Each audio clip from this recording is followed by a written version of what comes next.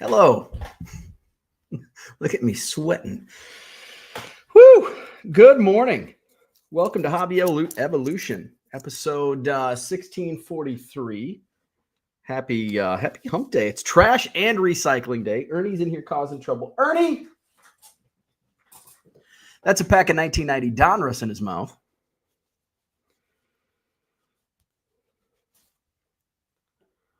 I decided to keep him home from doggy daycare today. Maybe we'll go. Maybe we'll go this morning.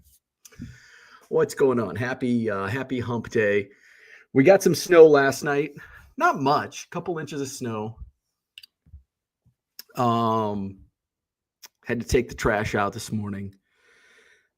Ernie's got his breakfast. I made my mud water this morning. So my Rise mushroom coffee is on the way. And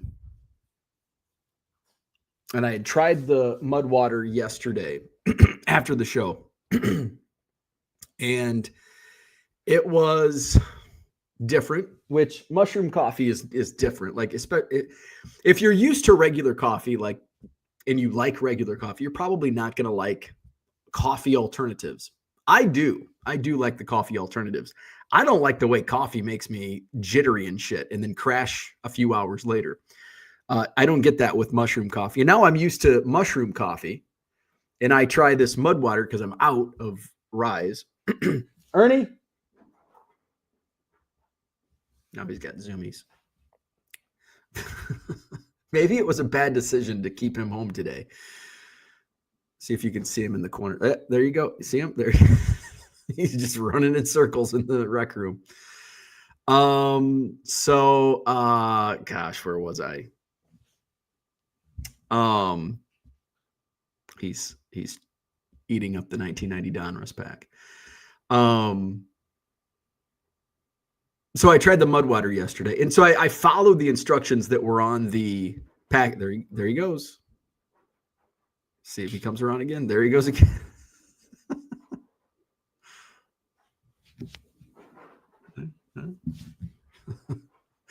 Well, just watching Ernie taking circles. There he goes. Just running in circles. Ernie, what are you doing?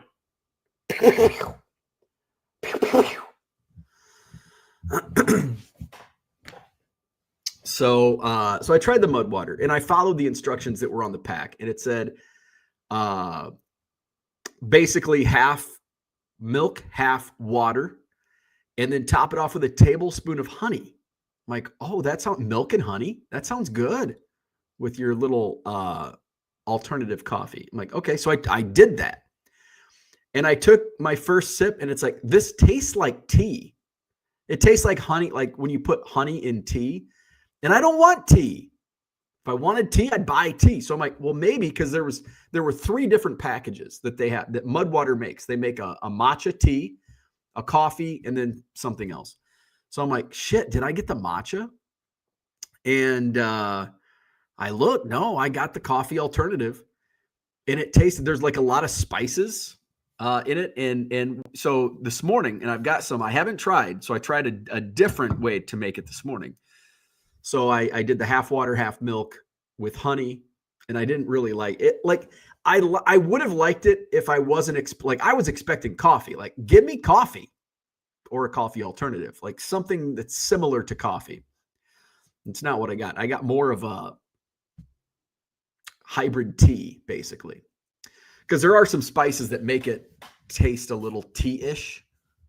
All right. So this morning, so since I didn't like it yesterday, I did get shipping notification that I've ordered a few things, and I'm like shocked at how fast they've shipped. Like, I'm going to have like a Christmas Day next week. Wait, maybe even this week yet. I ordered I had to use my coupon up for my I said coupon. Where's Dan? For my eBay supplies. So I got the like giant bubble mailers just because I ordered everything else from Supply Hut, so in eBay supplies, man, they ship like within 30 minutes of your order. It's amazing. It's like faster than Amazon. It's 10,000 times faster than my shipping. So I ordered those. I had to order boxes, and I I ran out of my Supply Hut boxes, and I ran out of my 400 count like BCW boxes. But I've got like a ton of random small boxes around. So I've been using those the last couple days. And I found the perfect for like slabs and like lots that I ship. Like when somebody buys a lot, 20 cards in an eBay Live, whether it's slabs and like I've got to have like a certain, like an 8x4x3 is like perfect, or 8x4x4 would work too. So I looked online and I'm like, I think I ordered white boxes last time, which I don't know. I think maybe the size I wanted in brown was sold out because they're cheaper in brown. But they were in stock and they shipped already. I think I ordered them yesterday. They shipped yesterday afternoon. Like, that's good, because those I need. Like the bubble mailers, I could wait for those.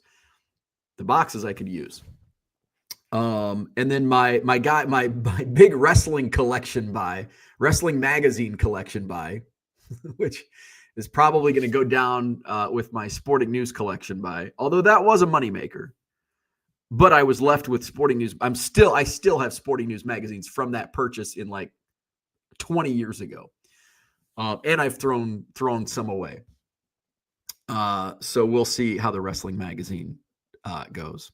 Because the wrestling card, you could do like a crossover, but my wrestling card collectors, I'm like, you want me to run wrestling magazines? Crickets. So I'm going to try like a short wrestling magazine show, and just to see how it goes.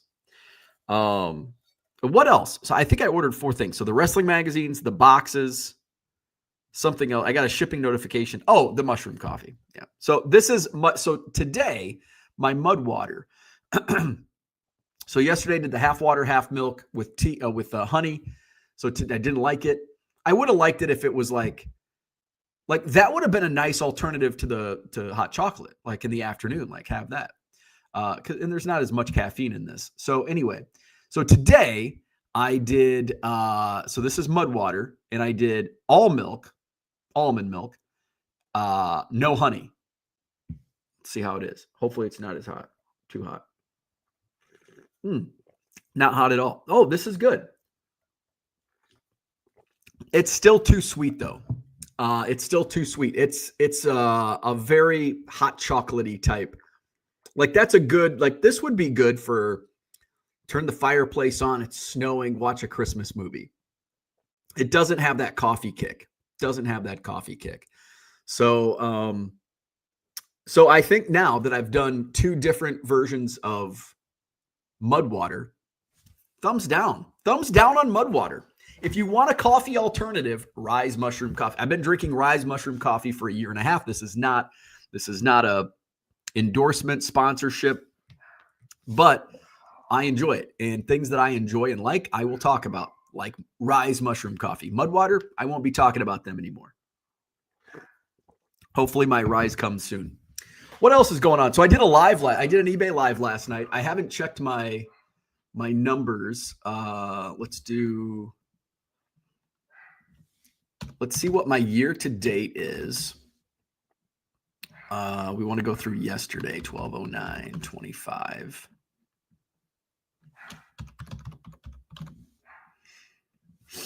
All right, let's see. 299%. So I have a new goal that I'm pushing towards. That my initial goal for eBay was year over year sales 40% growth, which eBay Live started, and I'm blowing that out of the water. So now I've been I was hovering around 250 to 260% year over year. And over the last week, some good purchases has led me to near 300%. So now my goal for the end of the year, I want 2025, I want to be above 300%. So I'm aiming not 300, 301. I want to make sure that we're up over 300%. So that's my goal. So I'm at my exact percent right now, year over year, 298.7% year over year growth. So I'm aiming for 301%. We've got the live tonight, which is link in the description. 1974 Topps basketball set break. It's going to be, it's not going to do as well as my normal streams. I'll do well, on the big cards. Some other cards will sell for, decent, but I think overall it'll probably be similar to last night's show where it was good. It was a good auction for Tuesday night. Now back in April, if I traveled back in time, if the ghost of Christmas past came in and took me back to April and said, in December, a bad night on eBay Live will be this much. And I'd be like, let's fucking go. Let's go, baby. That's what I'd be saying.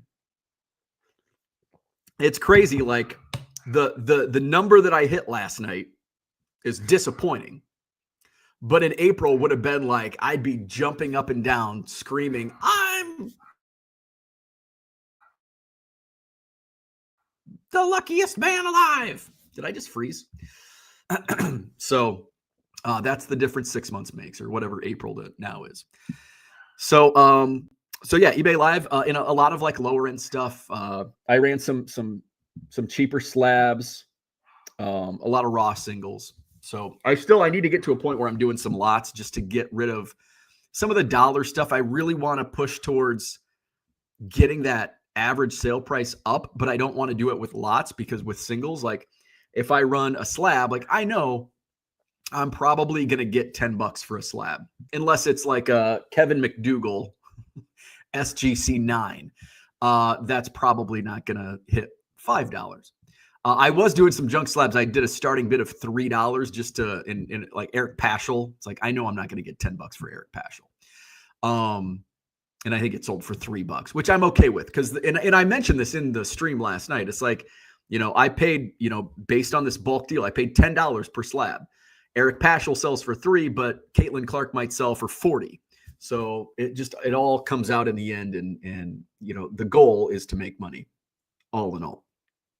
So my shift this has been like, it hasn't really been like an epiphany, like, oh, I'm going to do this. Like, it's been like subtle growth, not really subtle growth, but it's just been growth along the way where, oh, let's do slabs. And now all of a sudden it's more slabs. And I understand what's selling, what's going to be a dud, what's not going to be a dud. Where are the opportunities that I know I can find this type of inventory for cheap and then do 10X on eBay Live? I can find a WCG 10 Babe Ruth from 1980 TCMA, buy it for $5. That might hit $50. Sometimes it might hit 100. So you just gotta, and then, I want on Tuesday nights are, down, like weekends are where it's at.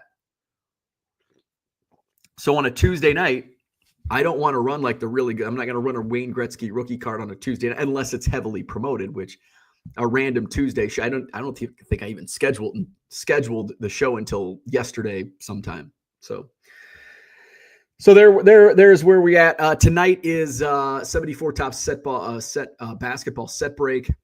I'm not sure about Thursday just yet. I do have a buying trip planned tomorrow.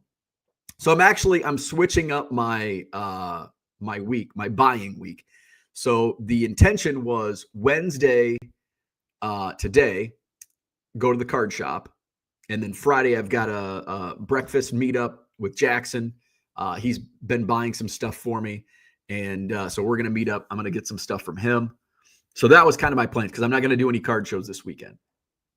So that was kind of the intentions, Wednesday, Friday buying trips. But we've got the snow. My wife texted me yesterday and she's like, I ordered a purse that it needs signature confirmation. Are you going to be home tomorrow to sign for it? I'm like, are you kidding me? So I'll be signing for a purse today. And the card shop will be there. I like to go on Wednesdays. It's like kind of the day that I like to go.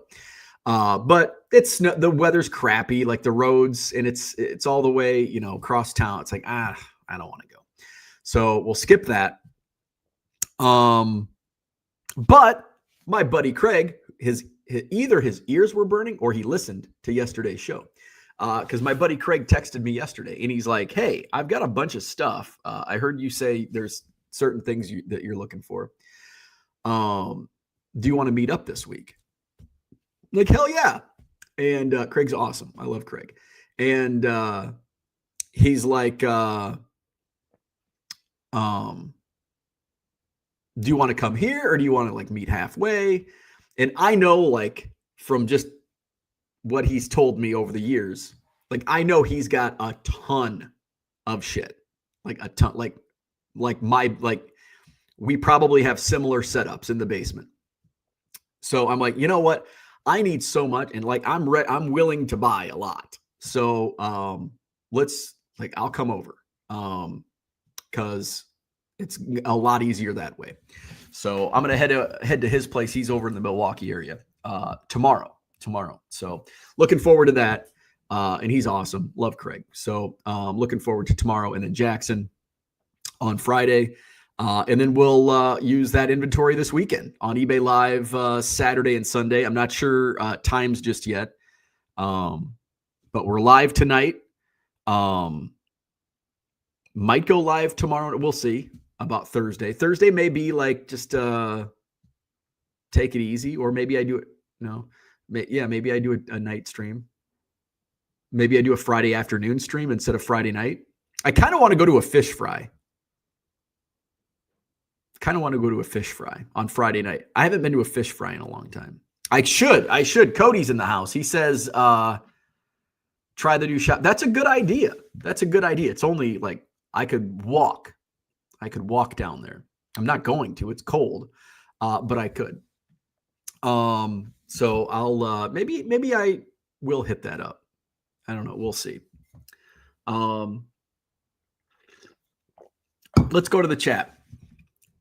This might grow on me, but I definitely prefer my mushroom coffee. The funny thing is, though, when I started drinking the mushroom coffee, like the first day it was like, eh. And then the second day it's like, this is actually pretty good. And it really like, and now it's like, now it's my thing. And I've been a coffee drinker since I was like 19 years old. I had to start drinking coffee at 19 when I worked in morning radio. And I I was falling asleep driving to work because I lived in Anawan and I worked in Galva. And I was taking so from Anawan to Galva, nobody knows these back roads. But like the quickest way from Anawan to Galva is like cross country. Because there's no direct route by highway. So you take some like county roads. So I would go, I'd go out of town south on 78, a few miles. There's a county road and that cuts straight across to, is it 81? Or is it just a county? It might be another county road that comes out of Atkinson and that takes you through. And there's like no towns. Like there's not a single, and it's a 25-minute drive. And there's not a single town. It's dark. It's corn in the summer. And it's just emptiness in the winter with barns. It's all just complete farmland for 25 minutes. And at 5 a.m. or 4:30 a.m., and you're coming off like 3 hours of sleep because I'm 19. I'm staying up late. I found myself drifting. Like I'm super lucky I didn't get myself into an accident and really hurt myself or kill myself. I don't know if you could say that on YouTube. But I finally I think one day I veered off, I felt like I dozed off and I was starting to veer off onto the shoulder, like out in the middle of nowhere. And I'm like, I need to change this up. So I would blast music. And then I started, so then I took a different route. I took the longer route, which is maybe 5 minutes longer, probably saved my life. So I'd go through Kewaunee. So it'd take 78 through Kewaunee and then 34 from Kewaunee to Galva. And Kewaunee's like the big city because it's got stoplights and a Walmart. So that kept me awake. And that was kind of like the halfway point. It's about 10, 15 minutes. So that was like the halfway point. And then I started stopping. I think Burger King was the only place that was open. I don't even think McDonald's was open when I think Burger King opened like the earliest of the fast food restaurants. So I would stop at Burger King and get a coffee. And then that started my coffee kick, my coffee routine all the way back in 2002. 2002. Yeah. Oh, I started in radio in 2001 because it was Christmas. It was right before Christmas, 2001. Because then I worked in radio all of 2002, and then I started in Macomb in April of 03. So wow, I worked the entire 2002 year in Galva. Anyway, forgetting my own life. Gem City Card Show, good morning. Philly Joe's in the house, good morning. Jody is here, good morning. Saw that fancy Facebook commercial yesterday. It was great, very professional. Which, the man or the woman version? I like the man version better. The woman version was, I was trying to, because people are going to engage with a woman on video longer than they're going to watch a dude. But I feel like the dude version is better. It's put together better. It's all AI. I didn't pay for it. Gundy, good morning. GWRBI, what's going on? Good morning. David's in the house. Good morning. Asaph is here. Wow. And then he says a lot of other stuff. El Kanan, what's going on? Interacted with you a bit on Twitter. Didn't know you did YouTube too. This is episode 1643. I've been doing YouTube for 5 years. 5 years. 5 years. I started this show in, what was it? June or July of 2020. Congrats on getting 1 million Cubs, even though that milestone was a while back. Yes, it was. Thank you. I appreciate it. It was a lot of fun. Gem City says, round it up. Let's see. Philly Joe says, I know it's a day late, but congrats to... Oh, yeah. I'm actually, Philly Joe, I'm glad you brought this up because we didn't even talk about it yesterday. And I didn't do a show Monday. Yeah, so the Baseball Hall of Fame is a joke. Jeff Kent's in the Hall of Fame. Philly Joe says, I'm a huge Survivor fan, and he was on the show, really liked him. So I want to look up his stats. And I've looked his stats up before, and he's always been one of those fringe guys for me. All right, so he's, of course, right there on the homepage. So the biggest reason the Baseball Hall of Fame is a joke is not because Jeff Kent is in. Like, I can, like, give or take Jeff Kent in the Hall of Fame. But what I cannot take is the continued absolute stupidity of not voting in Barry Bonds, Roger Clemens, and the steroid guys. Just absolutely bullshit. They should be in. David Ortiz is in. Bud Selig is in. Just fucking let everybody in. Jeff Kent. And Barry Bonds, arguably the greatest baseball player to ever live. So Jeff Kent, career WAR. I like starting with WAR. 55.4. 2,461 hits. 377 home runs. A 290 batting average. He played 17 seasons. Now it looks like his, I want to use I think Shane mentioned the 7-year thing. I kind of like that. 1, 2, 3, 4, 5, 6, 7. So Jeff Kent had, no, it's not like he had an MVP season in 2000. But I'm just looking at the numbers in this 6-year time span, 7-year time span, and it just doesn't pass the smell test. 1997. So his best seasons by far 2000, 7.2 WAR. I'm just going to use WAR, and I know some of you hate it, but we're going to use it because it's the easiest way to, well, he had this many home runs. I mean, we can talk about Jeff Kent for the next 90 minutes, just diving into various stats. Well, and argue with ourselves. So we're just going to use WAR. So 2000, that was the MVP season, 7.2 WAR. He had a 7.1 WAR in 2002, and he was 6th in MVP voting. He was 8th in MVP voting in 1997 with a 4.1 WAR, and then he had a 4.5 WAR in 1998. Now, we'd have to go in MVP, sometimes it's like, well, he wasn't deserving. There's multiple MVPs throughout history that, you look back and the numbers, it's like, why did they win my guy, Andre Dawson, shouldn't have won the MVP in 1987. So I don't know what these years were like and how it all played out. But Jeff Kent really doesn't pass the smell test. And the biggest reason he had such great years from 1997 to 2002 was because he had Barry Bonds, who was getting freaking walked every at bat. So when you take a look at like the 7-year span, so 1, 2, 3, 4, 5, 6, 7. So basically 1997 to 2003. I mean, so sweet. So here it is. So his per season WAR. So here's the averages. So his 7-year, his best 7 years, he averaged 4.9 WAR, which is that's just not Hall of Fame. That's really good. It's not Hall of Fame good. Let's see. He averaged 92 runs a season. This is his peak 7 years, 92 runs a year, 41 doubles a year, 167 hits per year, 28 home runs per year, 112 RBIs, 9 stolen bases, 58 walks, 106 strikeouts, a 297 batting average. He slashed 297, 366, 532, 898 OPS, which is really good. So those numbers don't say Hall of Fame to me.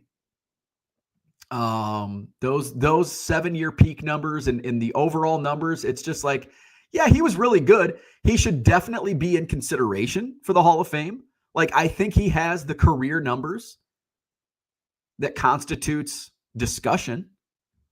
But when you get down to it, like he just doesn't have Hall of Fame numbers in my opinion. And the numbers speak as well.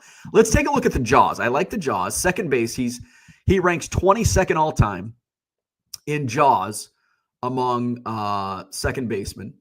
And so when you look at the second baseman, so he ranks, so let's see, top second baseman. The top 6 are Hall of Famers. Number 7 is Robinson Cano, which I didn't realize he had such big numbers. Bobby Grich is number 8, right below Cano.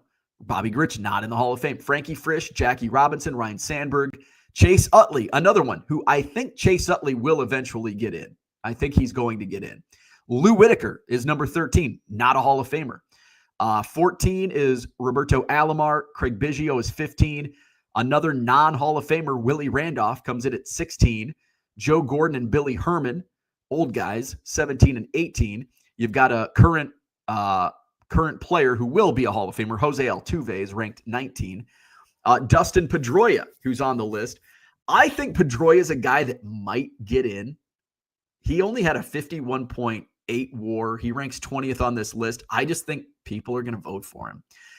Ian Kinsler is number 21, and then Jeff Kent is number 22, just ahead of Marcus Semien.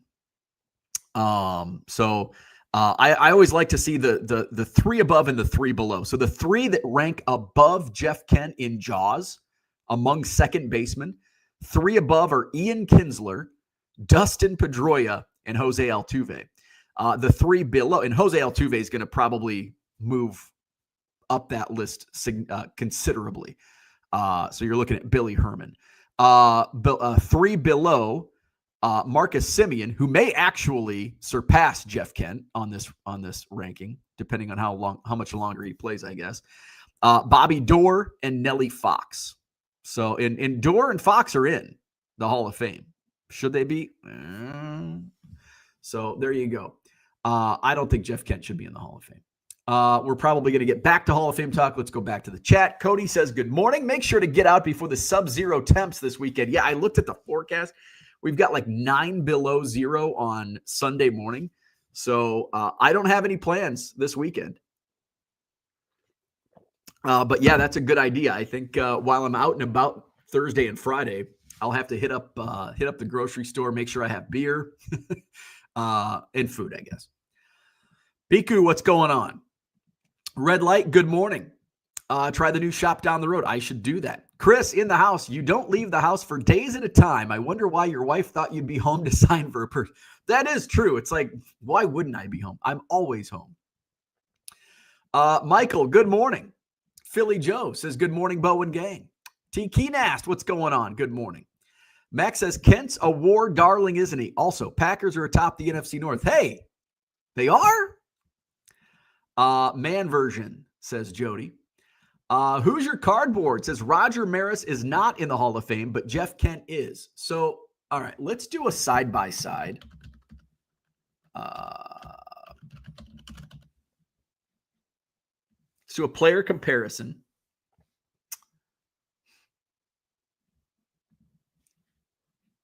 Oops, no, we want, is this going to be it? Yeah, here we go. All right, so we want Roger Maris and Jeff Kent.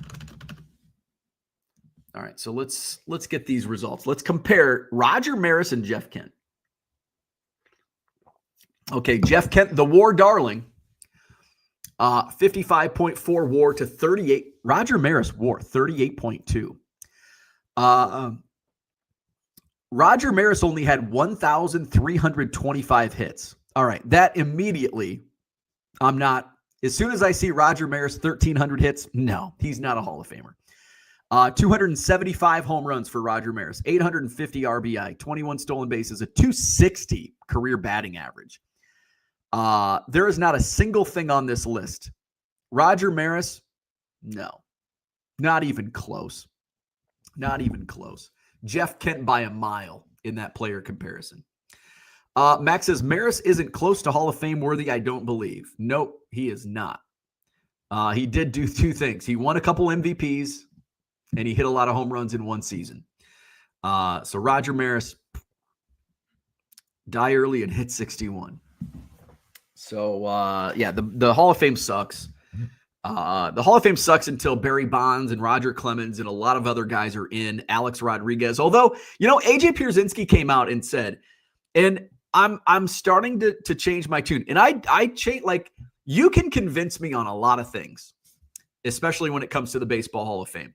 The Don Mattingly. I was like, nope, Don Mattingly. But I'm like, okay, because I hate the compilers, the Harold Baineses. Jeff Kent's a semi-compiler, 17 years. So I'm not a big fan of the compilers. And when you take a look at, speaking of it, but the 7-year thing, and Shane mentioned that in the Beckett conversation at the Beckett dinner last month. And I'm like, the 7-year thing. And I'm like, I like that because it's not like 7 years is a good, like, if you're one of the best in the game for 7 years, like that's big. That's Hall of Fame worthy. But if you're just average for 25 seasons, Rick Russell is a perfect compiler example. Like, you look at Rick Russell's career resume and you're like, wow, he should be in the Hall of Fame. He's one of the best players not in the Hall of Fame. But you take a look, and let's take a look at Rick Russell. And he's probably high in the Jaws rankings. So Rick Russell has a 69.5 career WAR, and this is the debate. Like, WAR sucks. I don't agree that WAR sucks, but in certain instances, like, WAR is a compiling stat. But I believe WAR within a 162 game season is a good test of, okay, in 1979, this was his WAR, because everybody has the same opportunity to compile within one season. So Rick Russell, 69.5 career WAR, 214 wins, 3.37 career ERA, over 2,000 strikeouts. So you look and it's like, wow, those are Hall of Fame numbers. But then you look at, like, where were his peak seasons? Like, he's all over the place. And it looks like his peak is probably early in his career, like 73, 1, 2, 3, 4, 5, 6, 7. Yeah.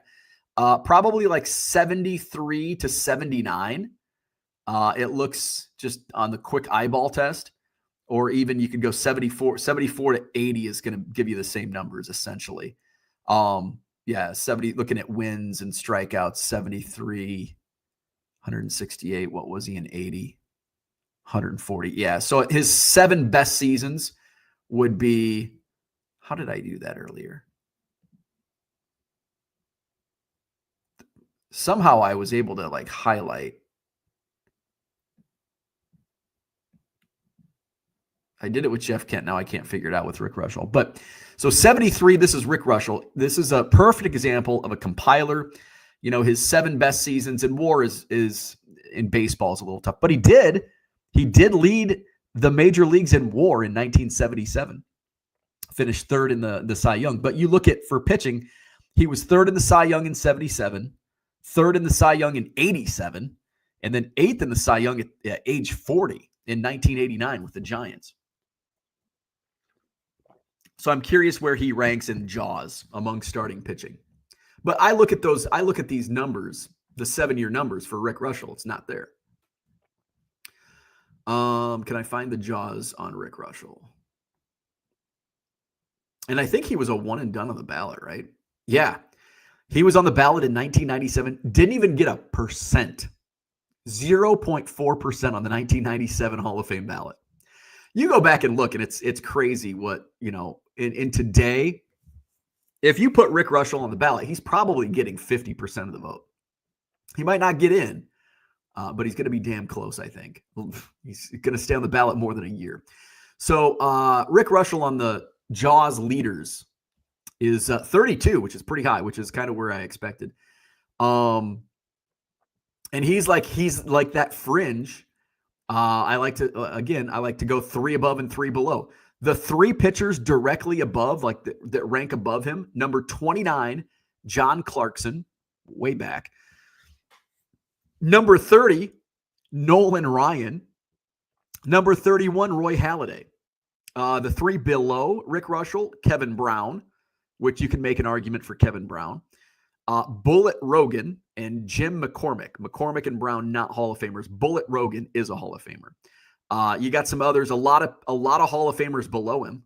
Carl Hubble, Hal Newhouser, John Smoltz, Jim Palmer, Don Drysdale, Juan Marichal, Bob Feller, Sabathia, Sutton, all way below the Jaws rankings for pitchers. Rick Reuschel comes in at number 32. The only non-Hall of Famers above him, Roger Clemens, who obviously should be in, Curt Schilling, who also should be in, but he kind of hurt himself, Zach Greinke, who's still active, Max Scherzer, who is still active. Those are the only pitchers above Rick Reuschel in Jaws. And then the only non-Hall of Famers in like 10 below. Let's see, 1, 2, 3, 4, 5, 6, 7, 8, 9, 10. The only Hall of Famers below Rick Reuschel are Kevin Brown, who you can also make an argument for, Jim McCormick, I don't know anything about him, and Wes Farrell. There's 7 Hall of Famers below him, 7 out of 10. So, but in my opinion, Rick Reuschel's not a Hall of Famer. It's just longevity. He was a compiler. He pitched in 21 seasons. His 7-year numbers, he had a great 1977 season, and then he had some above average seasons, but 80, he had a really good season in 85. 19 seasons. 1972 to 1991. Let's see. Longevity definitely matters. It shouldn't. I think longevity in the, I think you can't be like a Tim, and before I even say that, like Tim Lincecum, I think didn't pitch, and he also didn't have like that 7-year base. Well, he pitched longer than I thought. He pitched 10 seasons, but he had 2 really good years. He won a Cy Young back-to-back, 2008, 2009. And Tim Lincecum probably, I just want to go. I know pitching WAR is kind of bullshit, but He had a 7.8 WAR, wins the Cy Young in 2008. 7.4 WAR, wins the Cy Young in 2009. Then he has a 3.3 WAR, 3.7, and then the wheels just completely fall off. Negative 1.7, negative 0.5, negative 1.1, 0.3, negative 1.6. So, he had 2 great seasons, but he didn't even put together 7+ WAR seasons. I don't think 1, 2, 3, 4, 5. He didn't even put together 7+ WAR seasons. And one of those 6 was 0.3 WAR. 0.3, 2.3, 3.3, 3.7, 7.4, 7.8. There's some people that are like, oh, I love Tim Lincecum. Let's see. Max says you also have to play quality ball too. Russell would not be a good example from what you were saying. Bradley, what's going on? How much snow? I think a couple inches. I went outside this morning. Probably we got an inch on, what day is today? Wednesday? Tuesday? Last night was Tuesday. Monday night, we got about an inch, a solid inch. Last night into this morning, and it was still snowing when I went outside this morning. And I'd say probably 2 to 3. I think we were projected to get 2 to 4 inches. So I think the biggest issue is it's supposed to be windy. So it doesn't look bad. Like I'm looking outside. It looks actually very calm. It's not snowing anymore. It looks very calm. I could take Ernie to doggy daycare today. Unicorn Cupcake says a couple inches. Damn, we got like 6 to 8. Yeah, North was supposed to get hit really hard, harder than us. Yeah, we got 2 to 3. 2 to 3. All right, I'm going to go. I got some shipping to do. I might take Ernie to daycare. It's only 9:20. I think we should. Oh, wait, I already told my wife I was going to keep him home. She says, good idea. That means I got to keep him home. Let's see. Shane says that specific committee always puts interesting people in. Oh, is that like the old, like the the dead ball or whatever? All right. So tonight, 1974 Topps basketball set break. Baines, Lee Smith, Fred. Oh yeah. Jeff Kent. Tonight, 7:00 Central, 74 Topps basketball set break. Gonna auction off the entire set. We'll do probably the top. I've got to get it organized to see which 100 singles I'm going to run. It'd probably be 101 auctions. Do 100 singles. And then a lot. I might actually kind of like what we did. One of the previous set breaks I did, where I did 100 and then I kept like 10 spots open for requests. Like some people are like, oh, I want this guy or this guy. Do you have any Zelmo Beatty? Like, okay, let's run the Zelmo Beatty. And then all of a sudden it gets like $3. So we'll probably do that. Do 100 and maybe 111 auctions, 100 that I pull out, and then 10 requests, and then the rest of the cards in one lot. So that's tonight, 7:00 Central, 74 set break. And then I haven't decided times on the rest of the week. I will get those in. We'll definitely go live on Saturday night and Sunday night because those are good nights. And just because the weather is going to suck this weekend, I'll probably do might skip a Sunday show. Sunday afternoons, I kind of want to stay away from just because there's so much football on. I still get decent crowds, but not as much as I'd like. So maybe a Saturday show. We'll see. All right. Like and subscribe, and hope to see you tonight on eBay Live.